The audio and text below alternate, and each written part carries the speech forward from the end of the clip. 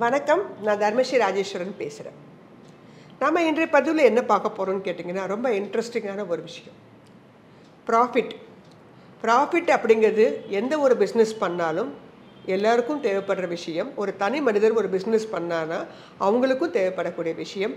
அதே மாதிரி ஒரு இன்வெஸ்ட்மெண்ட் பண்ணுறோம் அப்படின்னா அதுலேருந்து நம்ம எதிர்பார்க்கறது என்ன? லாபம்னு சொல்லக்கூடிய ப்ராஃபிட்டு.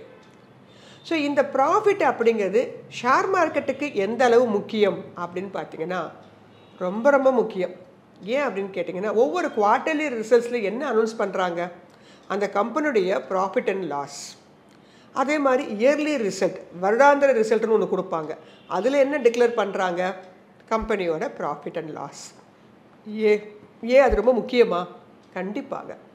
ஏன்னா ஒரு கம்பெனி திறம்பட செயல்படுது அப்படிங்கிறது நீங்கள் எதை வைத்து தெரிந்து கொள்வீங்க? உங்கள் வீடு பக்கத்துலேயே ஒரு கம்பெனி ஒருத்தங்க ஆரம்பிக்கிறாங்க, உங்கள் ஃப்ரெண்ட்ஸு. நீங்கள் அவங்கள்ட்ட என்ன கொஷின் கேட்பீங்க? நல்லா போகுதா அப்படின்னா என்ன அர்த்தம்? ப்ராஃபிட்டபுளாக போகுதா அப்படின்னு தானே அர்த்தம்.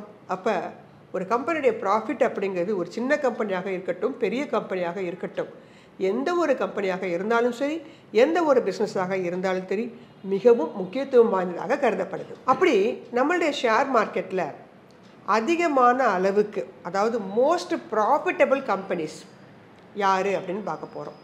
ஒரு சில கம்பெனிகள் இருக்காங்க.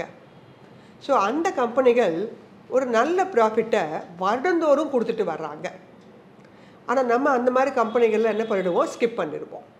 நமக்கு இந்த குட்டி குட்டி கம்பெனி ஷேர் ப்ரைஸை வச்சு முடிவு பண்ணுறது. 10 ரூபா ஷேர், அதனால் நான் வாங்குகிறேன். 50 ரூபா ஷேர். கம்பெனிக்கு முதல்ல ப்ராஃபிட்டபிளாக அந்த கம்பெனி இருந்தால் தான் ஷேர் ஹோல்டர்ஸ்க்கு ப்ராஃபிட்டை கொடுக்கும். ஏற்ற இறக்கங்கள் என்பது வேறு. ஆனால் ஒரு ஷேர் ஹோல்டர் நீண்ட கால அடிப்படையில் வாங்கி வைத்திருக்கும் போது அவருக்கு ப்ராஃபிட் கொடுக்கணும் அப்படின்னா முதல்ல அந்த நிறுவனம் எப்படி இருக்க வேண்டும்? ப்ராஃபிட்டபிளாக இருக்கணும். அப்போ தான் நாம் அடுத்து பார்க்குறோம் பார்த்தீங்களா, ஃபண்டமெண்டல் ஃபில்டர்ஸ்னு சொல்லக்கூடிய EPS, PE ratio, PEG ratio, PB ratio, இப்படி நிறைய இருக்குது. அது எல்லாமே ஒர்க் அவுட் ஆகும். ஏன்னா இந்த ப்ராஃபிட்டை பேஸாக வச்சுக்கிட்டு தான் அந்த ரேஷியோவே தருவிக்கிறாங்க. அங்கே ப்ராஃபிட்டே உங்களுக்கு நெகட்டிவ் 0 ஆயிடுச்சுன்னா இந்த ரேஷியோஸில் என்ன ஆகிடும்? ஆட்டோமேட்டிக்காக 0 ஆகிடும். அப்போ ப்ராஃபிட் அப்படிங்கிறது ரொம்ப முக்கியத்துவம் வாய்ந்ததாக கருதப்படுது. ஒரு கம்பெனி ப்ராஃபிட்டபுளாக போனால் தான் நமக்கு அடுத்து கிடைக்கிது பார்த்தீங்களா, டிவிடெண்ட்டு. அந்த மாதிரி பெனிஃபிட்லாம் நமக்கு கிடைக்கும். அங்கே ப்ராஃபிட்டே வரலன்னா எங்கேருந்து டிவிடெண்ட் கொடுப்பாங்க? ஸோ அதனால தான் முதல்ல எந்த ஒரு கம்பெனியாக இருந்தாலும் சரி, நீங்கள் அதை லாங் டேர்முக்கு வாங்க போகிறீங்க அப்படின்னா ஃபஸ்ட்டு நீங்கள் பார்க்க வேண்டியது அந்த கம்பெனி ப்ராஃபிட்டபுளாக இருக்காங்களா, அவங்களுடைய பேலன்ஸ் ஷீட்டை செக் பண்ணணும். அவங்களுடைய குவார்ட்டர்லி ரிசல்ட்ஸ் எப்படி இருக்குது, இயர்லி ரிசல்ட்ஸ் எப்படி இருக்குது அப்படிங்கிறத நம்ம செக் பண்ணிக்கிட்டோம் அப்படின்னா கொஞ்சம் நம்ம தைரியமாக அந்த கம்பெனியை நம்ம போர்ட்ஃபோலியோவில் வச்சுருக்கலாம். ஈவன் தோ நம்ம வாங்கின பிறகு ரேட்டு இறங்கினா கூட நம்ம பயந்து போய் வெளில வர வேண்டாம். ஏன்னா இந்த அளவு ப்ராஃபிட் தர கம்பெனி ஏதோ சில சிச்சுவேஷன்னால இறங்கியிருக்கலாம். அடுத்து வரக்கூடிய குவார்ட்டர்லியில் கூட கொஞ்சம் என்ன பண்ணிடலாம், ஏறிடலாம். தைரியமாக நம்ம வச்சுருக்கலாம். அந்த அளவுக்கு ப்ராஃபிட் அப்படிங்கிறது ஒரு முக்கியமானது போர்ட்ஃபோலியோ மேனேஜ்மெண்ட்டுக்கும் கூட. அந்த வரிசையில் நம்ம இன்றைக்கி பார்க்க போகிற பதிவு என்னன்னு கேட்டிங்கன்னா, the top 10 most profitable companies என்னென்ன இருக்கிறாங்க. அந்த வரிசையில் முதல்ல நம்ம பார்க்க போகிற company State Bank of India.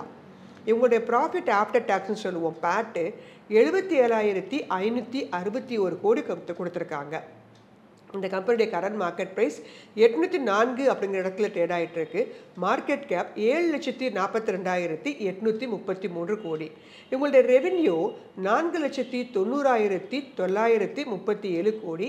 Return on equity 16.87. Debt 0 டெப்ட் கம்பெனி. இந்த ரெவென்யூ, பேட்டு, இந்த ரெண்டு இடத்துல நம்மளுடைய நேயர்களுக்கு கொஞ்சம் சந்தேகம் வரும். ரெவென்யூ அப்படின்னா என்னன்னு கேட்டிங்கன்னா, வரவுகளை மட்டும் உள்ளடக்கியது. ஒரு கம்பெனிக்கு வரக்கூடிய வரவு மட்டும். அதில் என்ன பண்ண மாட்டாங்க? செலவுகளை இன்க்ளூட் பண்ண மாட்டாங்க. ஆனால் இந்த வரவு வருதுன்னு வச்சுக்கோங்களேன், அதுலேருந்து செலவு, அவங்க எம்ப்ளாய்மெண்ட்டு கொடுக்கறது, இன்ஃப்ராஸ்ட்ரக்சர், இந்த மாதிரி நிறைய விஷயங்கள், டேக்ஸு, இந்த மாதிரி விஷயங்கள் எல்லாத்தையும் மைனஸ் பண்ணது போக எக்ஸ்பென்சஸை நீங்கள் மைனஸ் பண்ணிட்டீங்கன்னா அடுத்து வரும் இல்லையா, அது முதல்ல ப்ராஃபிட் பிஃபோர் டேக்ஸ்ன்னு சொல்லுவோம். அடுத்ததாக டேக்ஸ் பே பண்ண பிறகு வர்றது ப்ராஃபிட் ஆஃப்டர் டேக்ஸ், பேட் அப்படின்னு சொல்கிறது. ஸோ ரெவென்யூ அப்படிங்கிறது என்ன? மொத்தமாக அந்த கம்பெனிக்கு வரக்கூடிய வரவுகள் மட்டுமே. அதில் செலவுகளையும் கழித்துவிட்டு பருவது தான் ப்ராஃபிட் அப்படின்னு சொல்லுவோம். இதில் சில கம்பெனிகள் அவங்களோட ரெவென்யூவும் அதிகரிக்கும், அவங்களுடைய ப்ராஃபிட்டும் அதிகரிக்கும். இது ரொம்ப வரவேற்கத்தக்க விஷயம். சில கம்பெனிகள் பார்த்திங்கன்னா ரெவென்யூ குறையும், ப்ராஃபிட் கொஞ்சம் அதிகமாக காட்டுவாங்க, அதுவும் பரவாயில்ல. ஆனால் சில கம்பெனிகள் ரெவென்யூவும் குறையும், ப்ராஃபிட்டும் குறையுதுன்னா அந்த கம்பெனிகளை நம்ம அவாய்ட் பண்ணிக்கிறது நல்லது. அந்த வரிசையில் ஸ்டேட் பேங்க் ஆஃப் இந்தியாவோட ரெவென்யூவும் அதிகமாக தான் இருக்குது, அவங்களுடைய ப்ராஃபிட் ஆஃப்டர் டேக்ஸும் அதிகமாகத்தான் இருக்குது. இரண்டாவது நம்ம பார்க்க போகிற கம்பெனி ஹெச்டிஎஃப்சி பேங்க்கு. இந்த கம்பெனியுடைய ப்ராஃபிட் ஆஃப்டர் டேக்ஸ் 70,792 கோடி. கரண்ட் மார்க்கெட் ப்ரைஸ் 2015 அப்படிங்கிற இடத்துல ட்ரேட் ஆகிட்டு இருக்கு. மார்க்கெட் கேப் 15,46,059 கோடி. ரெவின்யூ 3,36,367. Return on equity 13.56. மூன்றாவது நம்ம பார்க்க போகிற கம்பெனி ரிலையன்ஸ் இண்டஸ்ட்ரி. 69,648 கோடி கொடுத்துட்டு வராங்க ப்ராஃபிட் ஆஃப்டர் டேக்ஸ் ஆக. Current market price 1,399. Market cap 18,94,140 crore. இந்த மார்க்கெட் கேப் அப்படிங்கிறது நான் இப்போ கொடுக்கறதுக்கும் இந்த பதிவு வெளிவரும்போதும் மாறுவதற்கான வாய்ப்புகள் உண்டு. நம்ம நேருக்கு தெரிஞ்சிருக்கும். மார்க்கெட் கேப் கேல்குலேஷனில் கரண்ட் மார்க்கெட் ப்ரைஸ் இன்க்ளூட் ஆகுது. இன்றைய பதிவின் போது 1,399. ஒருவேளை இன்னும் ஒரு வாரம் கழித்து பதிவுகள் வரும்போது இதோட விலை 1,500க்கு வந்துருச்சுன்னா மார்க்கெட் கேப்லையும் வேறுபாடுகள் இருக்கும். இந்த கம்பெனி ரிலையன்ஸுடைய ரெவென்யூ 9,64,693 கோடி. இவங்களோட revenue. Return on equity 8.25. Debt 0.41. அடுத்து நான் பார்க்க போகிற கம்பெனி ஐசிஐசிஐ பேங்க். இவங்களுடைய profit after tax 51,029 crore. Current market price 1,489. Market cap 10,62,815 crore. Revenue 1,86,331. Return on equity 16.25. இந்த கம்பெனிலாம் வந்து பார்த்தீங்கன்னா பேங்கிங்லலாம் டெட் அப்படிங்கிறது வராது, அதுக்கு பதிலாக நெட் இன்ட்ரெஸ்ட் மார்ஜினை கால்குலேட் பண்ணுவாங்க. அடுத்து நம்ம பார்க்க போகிற கம்பெனி டிசிஎஸ். இவங்களுடைய profit after tax 48,553 crore. Current market price 3,105. Market cap 11,23,597 crore. Revenue 2,55,324 crore. Return on equity 51%. இந்த கம்பெனி ஒரு ஜீரோ டெப்ட் கம்பெனி. அடுத்து நம்ம பார்க்க போகிற கம்பெனி ப்ராஃபிட்டை வச்சு பார்க்கும்போது அடுத்த கம்பெனி எல்ஐசி இந்தியா. இவங்களுடைய பேட் எவ்வளோன்னு பார்த்தீங்கன்னா 48,320 கோடி. கரண்ட் மார்க்கெட் ப்ரைஸ் 897 அப்படிங்கிற இடத்துல ட்ரேட் ஆகிட்டு இருக்கு. மார்க்கெட் கேப் 5,67,858 கோடி. Revenue 8,86,763. Return on equity 38. Zero dept company. அடுத்ததாக ஓஎன்ஜிசி. இவங்களுடைய ப்ராஃபிட் எவ்வளோ காமிச்சிருக்காங்கன்னா 36,226 கோடி. கரண்ட் மார்க்கெட் ப்ரைஸ் 240 அப்படிங்கிற இடத்துல ட்ரேட் ஆகிட்டு இருக்கு. மார்க்கெட் கேப் 3,03,990 கோடி.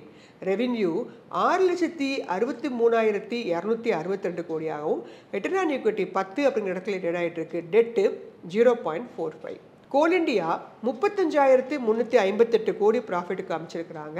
கரண்ட் மார்க்கெட் ப்ரைஸ் 380 அப்படிங்கிற இடத்துல ட்ரேட் ஆகிட்டு இருக்கு. மார்க்கெட் கேப் 2,34,306 கோடி. ரெவென்யூ 1,43,368 கோடியாக இருக்கிறாங்க. Return on equity 35. டெட்டு 0.09. ஒன்பதாவது இந்த வருஷத்தில் இருக்கக்கூடிய கம்பெனி ஐடிசி. 34,747 கோடி காமிச்சிருக்கிறாங்க. Current market price 409. Market cap 5,12,843 crore. Revenue 75,323 கோடியாகவும் ரிட்டர்ன் ஆன் ஈக்விட்டி 49 என்ற இடத்திலும் ஒரு ஜீரோ டெப்ட் கம்பெனியாகவும் இருக்கிறாங்க. இறுதியாக இந்த வருஷத்தில் 10வது நம்ம பார்க்க போகிற கம்பெனி பாரதி ஏர்டெல். 33,556 கோடி காமிச்சிருக்கிறாங்க. கரண்ட் மார்க்கெட் ப்ரைஸ் 1,897ஆகவும் மார்க்கெட் கேப் 11,232 கோடியாகவும் இருக்கிறாங்க. Revenue 1,72,985 crore. Return on equity 25. Debt 1.13. இந்த 10 கம்பெனிகள் எல்லாமே ஒரு ஸ்டார்ஸ் அப்படின்னு நம்ம சொல்லலாம். ஏன்னா இவங்க எல்லாருமே ஒரு லார்ஜ் கேப் கம்பெனி. இவங்களோட ரெவென்யூவும் அதிகமாகிச்சிருக்கு, அதே மாதிரி இவங்க இவங்களுடைய ப்ராஃபிட் ஆஃப்டர் டேக்ஸும் அதிகமாகவே இருக்குது. ஃபண்டமெண்டலி ஸ்ட்ராங்கான கம்பெனிகள், மார்க்கெட் கேப் வரிசையிலையும் இவங்க தான் டாப் 10 கம்பெனிகள்.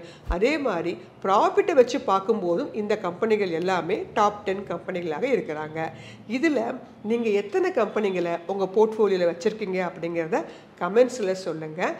இந்த கம்பெனிகள் எல்லாமே ஃபண்டமெண்டலி ஸ்ட்ராங் மட்டும் கிடையாது, இந்தியாவுடைய எதிர்காலத்தை தீர்மானிக்கக்கூடிய கம்பெனிகளாகவும் இருக்கக்கூடியது.